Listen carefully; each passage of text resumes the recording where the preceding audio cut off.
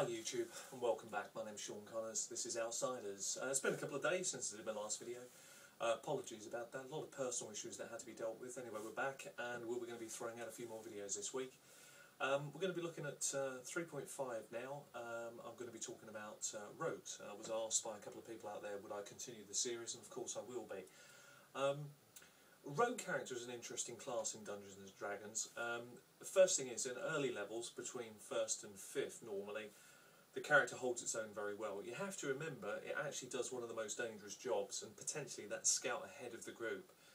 Now, I have a very experienced group that play here in the UK, particularly in London, and we were very fortunate. We were blessed with somebody who was just a natural cartographer, someone who understood about maps. Now, when I design my stories, and this is something I'm going to be covering on my DM's tips, I tend to think about traps in a logical process, so that it gives the player who's playing a rogue more chance to actually think about getting himself into that character and actually be able to sort of try and work out through what he sees and what he hears where potential problems may lie.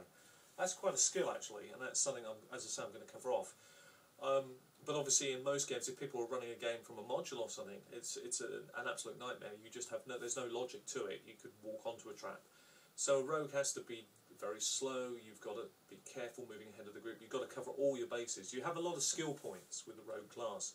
I suppose that's one of the major advantages, particularly at first level, where you can really max out on your skill points. But it does depend a great deal on your intelligence. But you have quite a few things that you'd like to have high. Dexterity is your primary stat. Certainly can't harm having a reasonable strength, but intelligence will give you more skill points, although you do get quite a lot without it. So you've got to cover your basics. That's things like sneaking, hiding, spot, search, you know, those sort of things, climbing and that sort of thing. But however, I'm a great believer that you cover the skills that cannot be covered easily by either assistance through spells or magical items, and max out on as many of the key ones as you can. Don't waste your points on fluff. You've got a lot of points, but just don't waste them. You're very fortunate that as a rogue there are a number of things that can actually help you get better scores, to help you, assist you in what you're about to do. So there are a lot of potions out there. So you know, you've got potions of hiding, potions of sneaking. You've got scrolls that you can use. And I'm going to come on to something I feel very, very important. A lot of people don't look at for rogue characters, which is use magic device. In my view, it is the most quintessential skill for a rogue character, and you should max out in it and use every synergy advantage going, because very quickly if you do this and take feats appropriate for it, you've got a character that can use wands and scrolls almost effortlessly, and that's phenomenal. That gives the character so many more edges, because what I'm about to say is very true if you don't, that once your character goes beyond 5th level, the biggest problem that you have as a rogue is that generally the magic users in the party have a lot of versatility, and they can pretty much, a lot of the stuff you do is superfluous. So for example, if you're out in the woods, do you need a scout going ahead when potentially you've got somebody in the group who can turn into an animal, fly ahead, or fly ahead anyway, scout from an aerial position. I mean, there's so many different things. So eventually you suddenly start finding yourself, you're becoming less and less useful to the group. And whereas before they might need to sneak in someone, need your intelligence to actually tell them what they're about to encounter, the wizard has many more options to, shall we say, use magical senses ahead of you, which no longer require your efforts.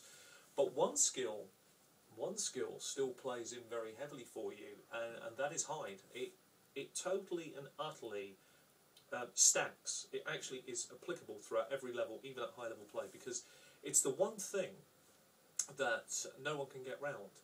So obviously it's the absolute key skill in all rogue arsenal.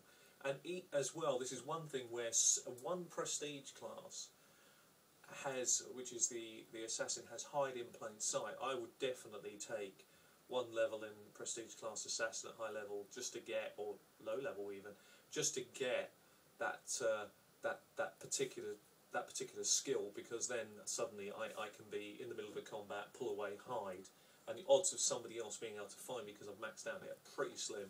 Plus, the other advantage rogues have is there are a lot of magical items that are not a lot of money that can definitely help his key skills. Cloaks of Elvenkind, boots of Elvenkind, all sorts of things like that. There's so many. You can go on and on and on. Masterworked, magical thieves' tools. You can go on and on and on and on. And the bottom line is that you can produce and create a very, very tasty rogue. I suppose the other aspect is some people talk about rogues in terms of looking at them as some sort of auxiliary fighter, backup fighter. They're not. I need to make you clearly aware that your job primarily is what it says on the tin. It is to try and give the group intelligence. It is to try and support, but it is purely support. Have options which allow you perhaps to move quickly ahead, make your attack and quickly move back without provoking attacks for you, spring attack, that sort of thing. But don't put all your eggs into that basket. You've got other fish to fry. But by being hidden, and then by launching your attack, of course, if they're not aware of you, if the enemy's not aware of you, the fact that you can do a backstab can be very valuable if timed well.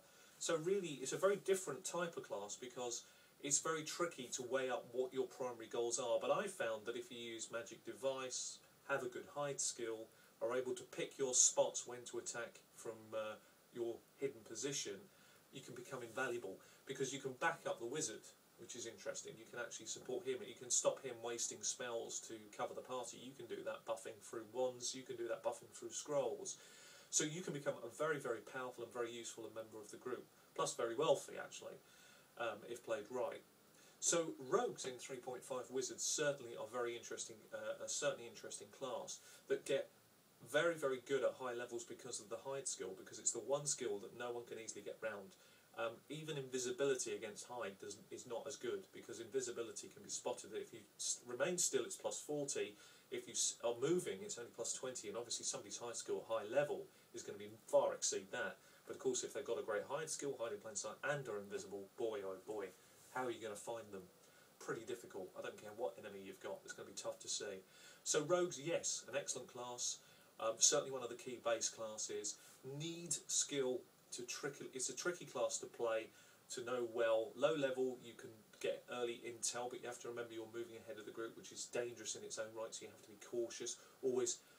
I always say this, you can only plan for the beginning. You can never plan beyond it.